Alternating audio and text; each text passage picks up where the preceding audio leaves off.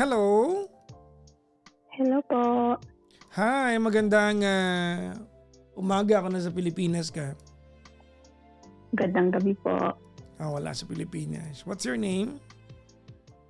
JM po. It's just J and it's M, tama? Yes po. 2 letters. Tipid naman. 2 letters. 2 letters. Yeah. Sabi mo magandang gabi so wala ka sa Pilipinas. Saan ka po ngayon? Wala po. Finland po. Finland. Oh, diyan galing mga una Nokia, di ba? Finland. Yes. Naalala niyo ba yan ng panahon ng Nokia, di ba? Ano yan po mo? Di ba? Finland o China? Parang gano'n, di ba? Pag Finland, maganda eh. No? Anyways, ilang taon ka na, JM? 35 na po. 35. Kailan ka pa na andyan sa Finland? 2022. 4 years ago. 4 years ago. Almost 4 years na, no? Yes po. Anong buwan ka na magpo 4 years dyan? This month po, May. 4 years na nga. Yan ang unang bansa mo? After Philippines? Hindi po. Saan ka pa bago yan? Hong Kong. Ilang taon ka sa Hong Kong? Almost 8 years po. 8 years. So 12, 12 taon ka nang wala sa Pilipinas, no? Opo. Pero last year po, umuwi naman. I mean, syempre yung uwi mo naman, ano lang naman yun. Yeah. Diba? Short time. Anyways, anong dahilan na nakapunta ka ng Finland? Dahil sa crisis, yung dahil sa COVID din po. Tsaka din sa Hong Kong, ang hirap ng trabaho. Okay. So anong trabaho mo dyan? PN po. Ano yun? Practical nurse.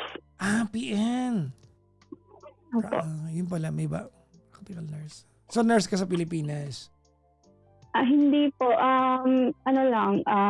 Healthcare NC2, yung sa TESDA. And then, napunta ng Hong Kong. Tsaka, and then dito. Dito po ako nag-aral. Mas malaki ba ang sweldo dyan sa Finland? Kung walang mga kaltas na, for example, mga tax, yes, malaki. Ulitin ko yung tanong ko. Saan mas malaki ang take home? Diyan sa Finland o sa Hong Kong? Finland pa din. Finland. So mas nakakaipon ka diyan. Hindi rin. Kasi yung cost. Hayop ka. Masaya ka pa ha? Masaya ka pang wala ka naiipon ha? Loko pag sisisihan mo yung balang araw. Pero napupuntahan naman po. At saka may pinaparal po kasi. May sawa ka na ba? Wala pa po. Sino pinapaaral mo? Kapatid ko. Okay. Ilang kapatid mo ang napatapos mo na? Ito pa lang po. Yung magtatapos pa lang. Sige. Saan ka sa Pilipinas?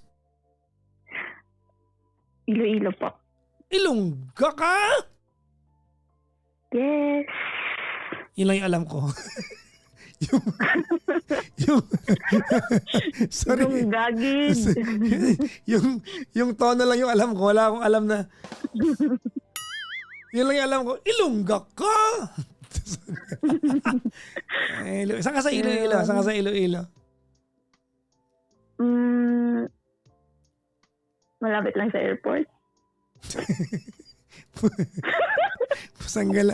Hindi ba ako nakakarating doon sa malapit sa airport? Paano ko malalaman yan? Basta, malapit lang dyan. Sa Pavia ka daw ba? Pavia? Hindi. Ay, nako. Anyways. Sige. Anong maglilingkod ko sa'yo? Ay, ito po Papa Jackson. Gusto ko lang po marinig yung opinion tsaka yung advice nyo din po. Kasi meron po akong friend tsaka workmate din dito. Ano yan, isang tao lang yung tinutukoy mo o magkahiwalay na tao yan? Isa lang po. Friend and workmate. So workmate mo yan? Opo. Ang gulo magkwento. Okay. May tumatawag sa'yo. Kaya nga po. Pwede bang i-silent mo muna yan? Okay po. Sige, game. Yun po. Kasi one time, ano tawag nito? Nasa work po kami. And then nag-ask po siya ng if ever, tulungan ko po yung may Pinoy din kasi dito na bagong dating. So, kailangan niya ng mga gamit sa bahay, siguro. So, may nakita sila sa Facebook na pinapamigay na gamit. Mm-hmm. So syempre kinuha nun ng kaibigan ko and then she asked me if pwede ko daw ba samahan or tulungan sila na kumuha doon kung saan man yun. Ba't ka nila kailangan? Ba't ka nila kailangan? Ewan ko kasi gusto, sabi daw samahan ko yung mga kukuha daw doon. Hindi, ba't ka kailangan samahan nga? Ba't ka kailangan sumama pala? Hindi ko din alam. Yun din ang inaano ko ba? Bakit? Hindi ka Tapos, no. Alam mo kung ba't ka niyayaya? It's either magpapatuloy magbuhat, may sasakyan service ka gamitin. Malamang for magbuhat, siyempre. Pero, so wag mo sabihin hindi mo alam dahil maguguluhan anak ng pusa talaga. Kasi ang sabi niya lang naman is sasamahan. So, siyempre, ako nasa trabaho pa po ako. So, sabi ko is ayaw ko. Umayaw po ako. Yung sasamahan, hindi mo naman kilala yon, tama? Kilala ko siya pero hindi kami close. Kaibigan lang siya ng katrabaho mo, tama? Hindi ko din, kilala din siya, siyempre. Okay. Hindi ko din siya nakakasalamuha yung tao na yon. Okay. And then yung tutulong kasi sa amin na yung mag-drive ng sasakyan is yung matanda na po. Siyempre naawa na din ako doon sa matanda na lagi siyang naaabala. Kasi sila dito minsan pag humingi ka ng tulong is tsaka kung kaya nila, hindi naman sila nagpapabayad. Yung mga local dito. So, ayun. So, umayaw po ako. Ayun, nagtampo siya. Hanggang, ang tagal na ng tampo niya. Hanggang ngayon, hindi ako pinapansin. So hindi ko rin siya, kasi parang, hindi ko din siya pinapansin. Kasi parang sa isip ko kasi, lagi niyang sinasabi na, tuyuin, ganito, ganyan. Kasi February nga siya ipinanganak, ganito, ganyan. So, lagi, yung kasi is, lagi kaming yung hindi ko na alam na minsan nagtatampo na siya sa akin pag kinakausap ko siya, hindi siya namamansin. Tapos after na mga ilang days, ako na yung magkukusa sa kanya. So parang ako napuno na rin ba? So ngayon hindi ko talaga tiniis ko din na ayaw kung kakausapin niya ako, di okay, kung hindi okay. Pero hindi talaga. Kasi magkasama kami sa work. Wala talagang pansinan. So parang sometimes sabi ko, mali, hindi na ba ako pwedeng umayaw? Parang sa ganung bagay lang. So nakakasama ng loob.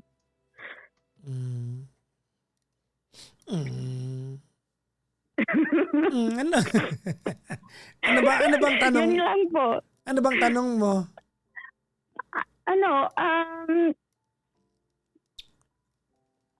Tama ba yung ginawa ko na umayaw ako sa kanya or what? Paano ka ba na umayaw? Ano yung paraan mo? Sabi ko, kasi sabi niya, pwede mo bang, sabi niya sa akin, wala ka namang pasok. Sabi niya, pwede mo bang tulungan silang kumuha ng gamit, parang gano'n lang akala ba? ko may pasok ka. Ikaw nagsabi pasok ka, di ba? Sabi niya kasi nasa work pa kami niyan, para kinabukasan wala akong pasok. So, day off ko. Okay. Tapos sabi niya, "Wala ka namang pasok, pwede mo bang tulungan sila kumuha?" Tsaka puro lalaki yun, Papa Jack. Tsaka hindi ko din nakakasalamuha. So sabi ko, "Ayaw ko." Sabi ko, "Ayaw ko, be." Sabi ko gano'n. Pero ayun, sabi niya, "Ewan ko sa'yo." Tapos yung ano, pinagsaraan ako ng pinto. Talaga? So parang, kaya parang sabi ko, "Ano ba yan?" Sabi Gano'n ko, gano'n katagal na kayo hindi nag-uusap?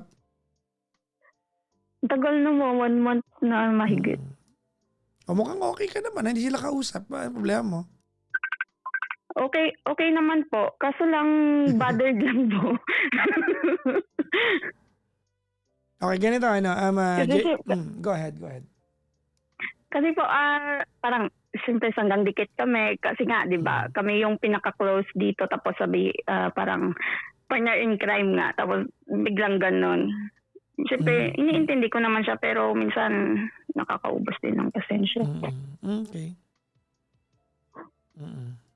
Yun lang naman po. Anong tanong mo? Yun nga po. Ano ba, tama ba yung umayaw ako sa kanya? Well, hindi naman mali, panahon mo 'yan, eh. I mean, your time, your rules, 'di ba? Sa iyong Yes. panahon 'yan, eh. No one can impose how you're going to spend your time. 'Di ba? Halimbawa, day off mo. 'Di ba? You wanted to be somewhere else. O kaya, yung simpleng ano lang, yung simpleng ayaw mo lang lumabas. Or, ma'am, isa-silent mo 'yan o ano? Naka-silent na po. Naka-silent na po. Isa pa, ha? Silent mo 'yan o magtatanggal ako ng damit dito. Mamili ka lang, ha? Sige ka po. Sige, hindi ko na isa-silent. Landi na ito, no?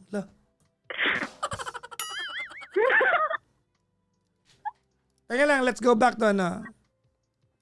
Opo. Ganito yan, ano. But regardless kung anong balak mong gawin sa panahon mo, baba, free day mo yan, you don't have to explain to anybody how you're going to spend your free day. Even if you spend your free day na nakatuwad ka sa kama mo, no one should care. Panahon mo yan, eh. Diba? Now, hindi ko lang alam kung paano mo sinabi yung no. Diba? But kung ganyan kababaw yung kaibigan mo na yan, o hindi ko lang kung kaibigan mo pa o hindi na, kung ganyan kababaw yan, at hindi siya makaintindi ng no, diba? At di kanya nakausap at mukhang okay ka naman, hindi ka nag-uusap, edi good for you. Good for me. So, I mean, I am taking your your story at face value, ha. Sinasaalang-alang ko na eksakto yung kwento mo sa akin, ha. Opo. Di ba? Kung ganyan ka ba mga kaibigan mo, wag na lang magkaroon ng kaibigan. Di ba? I mean, totoo, magagalit sa'yo dahil lang hindi mo. Tsaka unang-una sa lahat. Unang-una sa lahat. Kasama namin dito, immature. Ayoko na malaman sinabi ng iba. Wala chismis sa akin yan. Chismosa ka, no? Yun nga. Wala ka sabihin sa akin yan. Bakit chismosa nito? Grabe Hindi ko naman. kailangan malaman yan. Ang point ko dito, hindi mo kailangang ipaliwanag kahit sino kung anong gagawin mo sa panahon mo. Now, ganito yan. No? Kung una sa lahat, hindi mo nga kilala yung taning. Diba? According to your story. Opo. Diba? Kaibigan lang ng katrabaho mo ito. Tama? At kahit na sino, kahit nga sa... Nakilala ko naman po siya. Ayun po. Dal-dal. Kahit yung manager mo pa nga, magsabi sa'yo, bukas puntahan mo ako, ha. A day off mo. Kahit manager mo pa, hindi ka dapat sumunod. Kung ayaw mo. Kasi panahon mo yan, eh. No one should, di ba, impose anything when it comes to your own time. Sa'yo yan, eh. Yan ang isang bagay na pantay-pantay tayo sa lahat. You wanna spend your time, your own little ways, spend it the way you want it. Nagigets ko kasi ganyan ako. Ayun, ayokong binibigla ako, eh.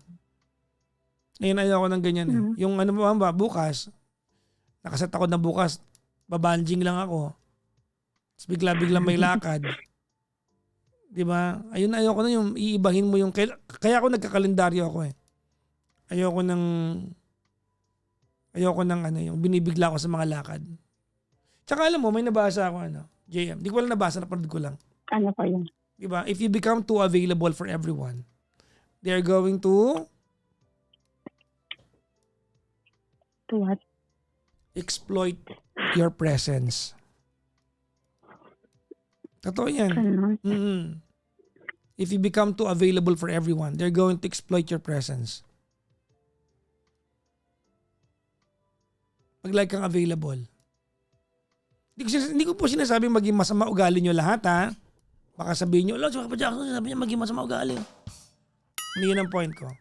I mean, hindi dapat, no one should take it against you if you don't wanna be with anybody for a particular day. Okay? Okay po. Okay na ba? Ang ganda ng kwento mo ha. Ang lalim ha. Okay naman po. Grabe, sobrang mind-boggling ha. Yun lang naman po yung bother ako. Pero Ano? yun lang po. Ano mensahe mo sa kaibigan mo? Sana magbati na kami. Gusto mo ba talaga? Siyempre naman po, ako naman po kasi is friendly naman po ako. Kaya lang. Yun lang.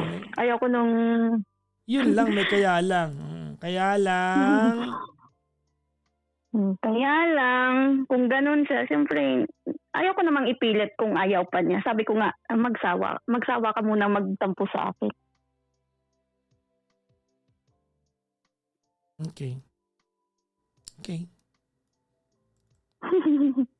Yun lang. Alam mo, masama din ugali mo. No?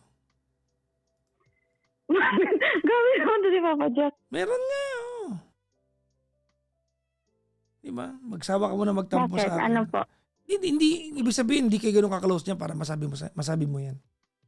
Hindi, kasi Papa Jackson, ayaw ko naman ipilit kung ayaw niya akong kausapin. Siyempre, Sabagay. di ba, lagi akong nag-first move if ever nagtatampo siya na hindi ko din alam yung reason. Minsan kinakausap ko siya, anong problema mo ba? Ano problema mo? Tinatanong ko talaga yan siya. Pero ngayon kasi parang naisip ko, ako na lang lagi yung nag-uunang mag-first move na para parang sa isip ko, wala naman akong mali. Umayaw lang naman ako. Sabi, ganun. So, Okay. kaya minsan pag natanong ako, bati na kayo, sabi ko, hindi pa pero hayaan yun na. Okay. Okay na? Okay na. Okay na po. Tama yan ha. Maganda yung mga mga moral lesson mula kay JM. Magsawa ka muna magtampo sa akin. Yan ang mga moral lesson. Bahala ka dyan. Anyways, maraming salamat sa pakikipagkwentuhan sa akin. Bye-bye po. Bye-bye po. Thank you. Bye-bye.